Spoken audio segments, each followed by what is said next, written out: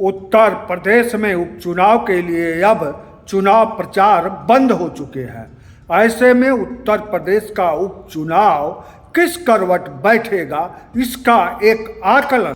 उत्तर प्रदेश में उपचुनाव का प्रचार 18 नवंबर की शाम को बंद। इसी के साथ वोटिंग को तैयार मतदाता दो तरफा, कहीं तीन तरफा, कहीं कहीं चौतरफा मुखर है।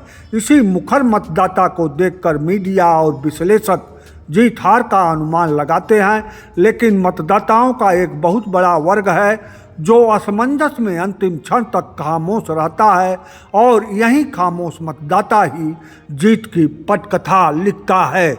उत्तर प्रदेश में मुख्यमंत्री योगी आदित्यनाथ की पकड़ पिछड़ी जात के वोटरों पर पकड़ है या नहीं है, यह और उनके नारे बटेगे तो कटोगे का पिछड़ी जात के वोटरों पर कितना प्रभाव है, यह उपचुनाव का परिणाम पूरा भले ही बता नहीं पाए, लेकिन आंशिक खाका जरूर खींचेगा। यहाँ यह भी देखना होगा कि चुनावी प्रक्रिया में सरकारी दखल पार्टी विशेष के लाभ के लिए कितना रहा। योगी आदित्यनाथ का नारा बटोगे तो कटोगे एक धमकी भरा नारा भी कहा जा सकता है, और पूर्णतया लोकतांत्रिक देश में ऐसे नारे की अनुमति नहीं होनी चाहिए। बावजूद इसके चुनाव आयोग ने इस पर कोई एक्शन नहीं लिया, ना ही विपक्षी राजनीतिक पार्टियों ने ही इसका विरोध दर्ज कराया, बल्कि इस नारे को पक्ष विपक्ष दोनों अपने अपने पक्ष में लाने में जुट गए। विधानसभाओं का जमीनी हकीकत देखिए। मिर्जापुर की मझवा सीट पर सपा प्रत्याशी डॉक्टर ज्योति बिंद 60,000 बिंद 22,000 मुस्लिम और 10,000 यादव वोटरों के बेस पर जीत की आशा में हैं, तो भाजपा की सुचिता मौर्य 60,000 ब्राह्मण 20,000 राजपूत 30,000 कुशवाहा वोट के बेस पर जीत की आशा में हैं। अब ब्राह्मण सपा को वोट कांग्रेस गठबंधन की वजह से दे सकता है, ठाकुर नाराजगी की वजह से सपा को वोट दे सकता है, तो वहीं बिंद मतदाता निषाद पार्टी के गठबंधन की वजह से भाजपा को वोट दे सकता है।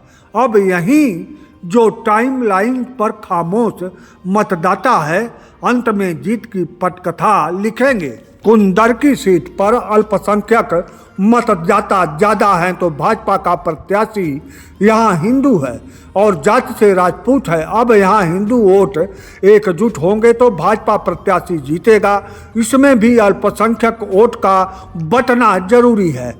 वहीं अगर कुंदरकी में पिछड़ी जात का वोटर सपा की तरफ झुकेगा तो सपा की जीत हो जाएगी। सपा सुप्रीमो अखिलेश यादव का पीडीए यानी पिछड़ा दलित अल्पसंख्यक फार्मूला उपचुनाव में कसौटी पर है। वहीं मुख्यमंत्री योगी आदित्यनाथ ने पीडीए का full form production house of दंगाई और अपराधी बताकर सपा को लगातार गुंडागर्दी का पार्टी बोलने में बताने में जुटे हैं। पूरे उपचुनाव के दौरान विकास की, शिक्षा की, किसानी की, चिकित्सा की, रोजगार की कोई चर्चा नहीं हुई। ध्रुवीकरण की राजनीति का परिणाम जो भी आएगा सुखद नहीं होता।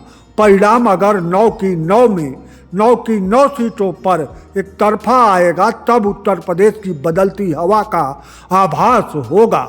मिला जुला परिणाम कोई क्रांतिकारी बीज नहीं उगा सकता। यहाँ एक चीज गौर करने की बात है कि सपा जहाँ कांग्रेस को गठबंधन में रखी जरूर है, लेकिन कांग्रेस का उपयोग उपचुनाव में उत्तर प्रदेश में नहीं के बराबर कर रही है। वहीं भाजपा निषाद पार्टी को अपने साथ रखी जरूर है, लेकिन उसका उपयोग उत्तर प्रदेश में उपचुनाव में बिल्कुल नहीं कर रही है। अब इन सब के बावजूद भी साइलेंट टाइमलाइन पर साइलेंट कांग्रेस और निषाद पार्टी की मतदाता जो है वह परिणाम बदलने का मादा रखते हैं। यह परिणाम के बाद पता चलेगा, और अंत में अंतिम बात भी सुन लीजिए, जान जाइए। चुनाव उपचुनाव हो चाहे आम चुनाव हो, विकास कभी मुद्दा बन ही नहीं पाता।